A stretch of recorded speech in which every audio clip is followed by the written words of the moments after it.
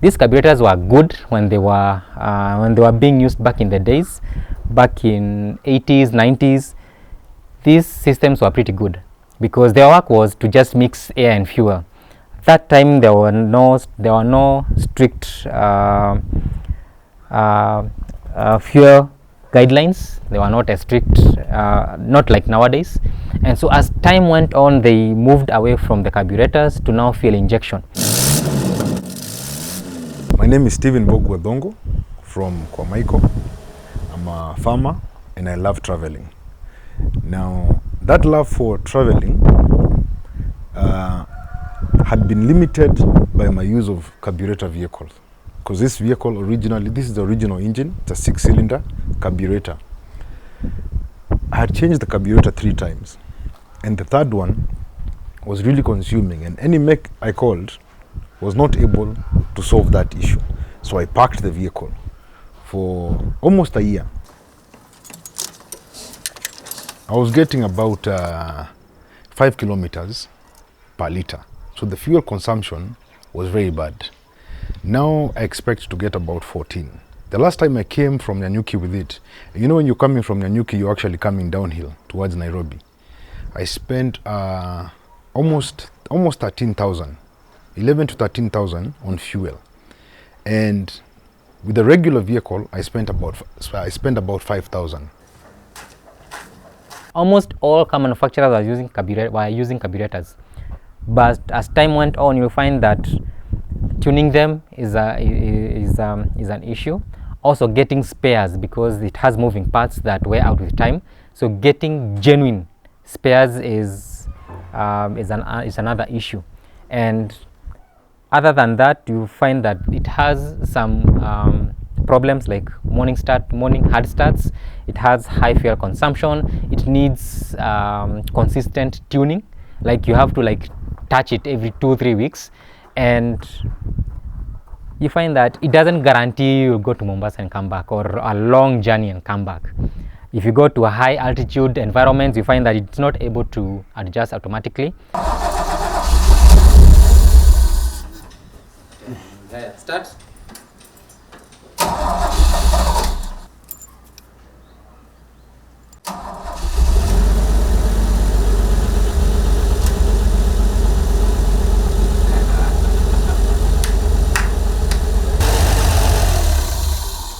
So I parked the vehicle for almost a year until I met Peter through a mutual friend. When we met, he explained to me what he does, but a lot of people have stories. So he invited me over, and I came and I saw what he does, and I was able to be driven in one of the vehicles that he had just fixed at the time, and he sent me some videos of other vehicles that he's done. And once I realized that it's actually, first of all, it's an affordable conversion compared to how much I was spending on mechanics and on fuel. I'm sure even how much I spend on this, within 4 months, I will have recovered that based on the amount I will have saved on fuel. The main parameters I check is the engine temperature, camshaft position, I check throttle position, and I check engine load. Those are the main parameters. There are many others. I can check oil temperature, I can check knock values, I can check many other things, okay? But I don't. I just check the main ones. I check temperature, I've just mentioned them. And then with those parameters, I'm able to figure out how much fuel that engine needs and what ignition advance best suits that specific engine RPM. So it has 4 drive modes. It has Eco Plus, it has Economy, it has Comfort, it has Sport. So for Eco Plus, you've seen it's on the least side. It has the least amount of fuel. It doesn't mean the engine won't run. It will run, only that it won't be as powerful as the other drive modes, and it's mostly suitable for cruising purposes. So you get your 100 kilometers an hour, you engage your Eco Plus, and the engine greatly reduces the fuel consumption. This is a 2000cc engine, and don't be surprised it's doing 14 kilometers a liter, like a modern 1300cc engine. Mind you, it's a 2000cc. That's Eco Plus. We have Economy. Economy is a good balance between Eco Plus and the rest of the drive modes, and offers you good acceleration, that is good performance, and good fuel economy. This being a 2000cc, town drive you can get 10 to 12 kilometers per liter based on how bad the traffic is. The main goal right now, since it's a standalone ECU, not only Mercedes-Benz, it can do Peugeots, it can do Nissan, it can do Range Rover V8s, it can do many other brands, provided it's carbureted. What happens is, now that it's fully computerized, it doesn't eliminate the gases it produces on the exhaust, but it reduces them as much as possible to modern standards. It's metering fuel, the right amount of fuel, and the right ignition advance angle, meaning it makes use of that fuel it has been injected, meaning that the exhausts are much cleaner.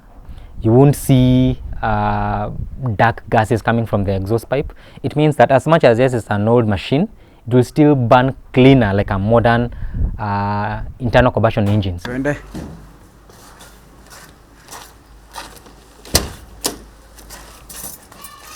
When I get the vehicle, if it's in driving condition, then I first use it for like 2-3 days. I get to feel how the vehicle initially